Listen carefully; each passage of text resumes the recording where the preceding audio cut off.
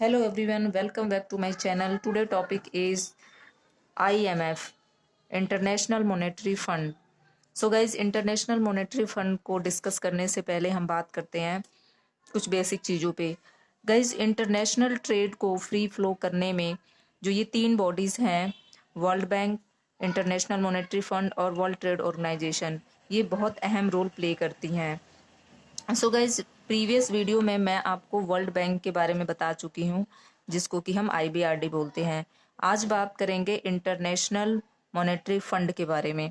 So guys, world war second जो कि 1939 to 1945 के दौरान जब चला था, उस टाइम बहुत सारी कंट्रियों की इकोनॉमिक कंडीशन ख़राब हो गई थी, क्योंकि वार की वजह से बहुत सारे लोग मारे गए थे और साथ में उसकी वजह से जो मैन पावर थे या फैक्टर ऑफ प्रोडक्शन है वो सारे वार में लगे हुए थे। तो इसकी वजह से बहुत सारी कंट्रीज यानी कि जो डेवलप है, अंडर डेवलप है, सारी कंट्रीज ऑलमोस्ट डिस्ट्रॉय हो चुकी थी। सो उस टाइम इकोनॉमिक्स इतनी ज़्यादा ख़राब हो गई थी कि उस टाइम ज़रूरत पड़ी कि जो भी इकोनॉमी ख़राब हुई है उसको रिफॉर्म कैसे किया जाए। तो उस समय इकोनॉमी को रिफॉर्म करने के लिए 44 कंट्रीज ने मिलकर हिस्सा लिया कि हम इसको कैसे सुधारें। और उस मीटिंग में USA के मिस्टर डेक्स्टर वाइट, जो कि बहुत बड़े इकोनॉमिस्ट थे, एंड UK के जेम्स केन्स, जो कि ये भी बहुत बड़े इकोनॉमिस्ट थे, इन दोनों ने मिलकर जॉइंट प्लान बनाया 1944 में। जुलाई 1944 ब्रिटेन वुड्स US, यानी जुलाई में ये मीटिंग चली और जॉइंट प्लान बना। और ये कहाँ बना? ये बना ब्रिटेन वुड्स, जो कि US में है, ये जगह का नाम है। सो इस मीटिंग में कंक्लूजन ये निकला कि टू बॉडी सेटअप, यानी दो इंटरनेशनल बॉडी सेटअप की जाएंगी, जो कि वार की वजह से जिस भी कंट्री की इकोनॉमिक कंडीशन खराब हो चुकी है उसको दोबारा से रिवाइव करने के लिए, रिफॉर्म करने के लिए। तो ये दो बॉडी कौन कौन सी थी? IBRD वर्ल्ड बैंक और IMF इंटरनेशनल मॉनेटरी फंड। जो कि IMF का मेन काम था कि वार की वजह से जिस भी कंट्री की इकोनॉमी खराब हो चुकी है उसको फंड प्रोवाइड करना।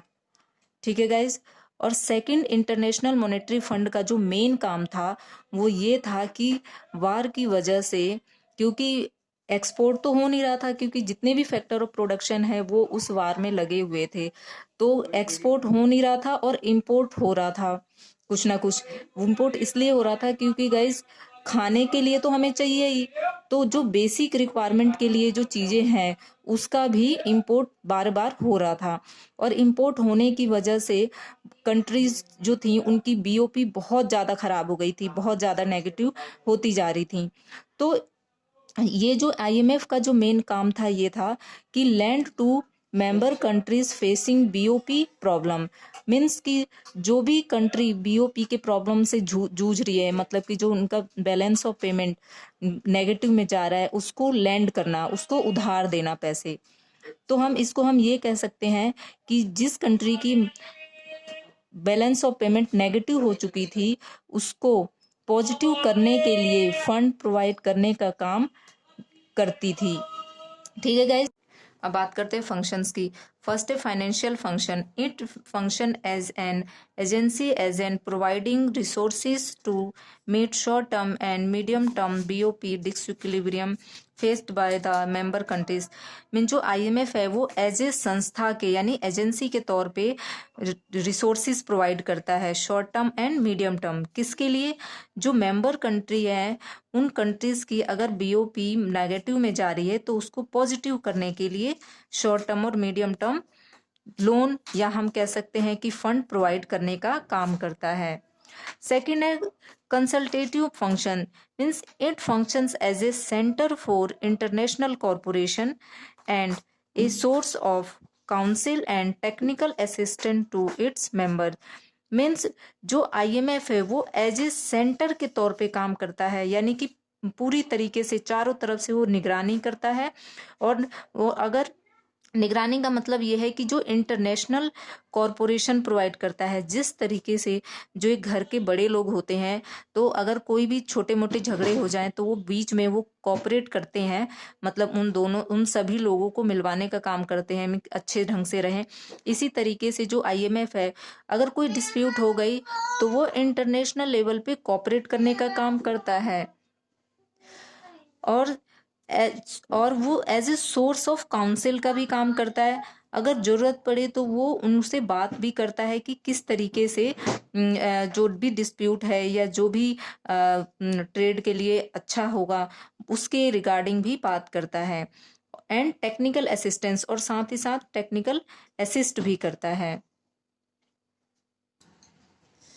Third is surveillance. The IMF collect massive amount of data, national economies, international trade and the global economy in aggregate. Means जो IMF है वो बहुत सारे डाटा बहुत लेवल पे इकट्ठा करता है, बहुत सारे लेवल पे, मीन्स नेशनल लेवल पे इकट्ठा करता है, यानी नेशनल इकोनॉमी से रिलेटेड डाटा कलेक्ट करता है अपने पास, इंटरनेशनल लेवल पे डाटा कलेक्ट करता है, एंड ग्लोबल इकोनॉमी से रिलेटेड भी डाटा कलेक्ट करता है। The organization also providing regularly updated economic forecast at national and international level. और जो ये ऑर्गेनाइजेशन है यानी आईएमएफ, वो नेशनल और इंटरनेशनल लेवल पे जो भी उसने डाटा कलेक्ट किया है, उस डाटा के बेस पे कंट्रीज को आगे जो भी डाटा है वो किस तरीके से आगे वो अच्छा यूज कर सकते हैं, उसके लिए वो टाइम टू टाइम अपडेट करता रहता है उस डाटा को। मतलब कहने का मतलब ये है कि जो उसने डाटा इकट्ठा किया है, उस डाटा को जो जिस कंट्री को जरूरत होगी उस कंट्री के लिए वो पहले ही बता देता है और उसको अपडेट करता है कि आप इस तरीके से काम को करो, ट्रेड को करो, ताकि ट्रेड और अच्छे से ग्रो करेगा। ठीक है गाइस। हेडक्वार्टर है आईएमएफ का Washington DC. IMF origin means जो मीटिंग हुई थी वो जुलाई 1994 में हुई थी। फाउंडेड यानी जो ये नींव रखी गई, जो बनाया गया, वो 27 दिसंबर 1945 में। एंड आईएमएफ स्टार्ट ऑपरेशन मार्च 1947 में हुआ था। एंड जो मेंबर कंट्रीज हैं आईएमएफ का वो है 189। सो आई होप गाइस आप लोगों को समझ में आया होगा। So thank you.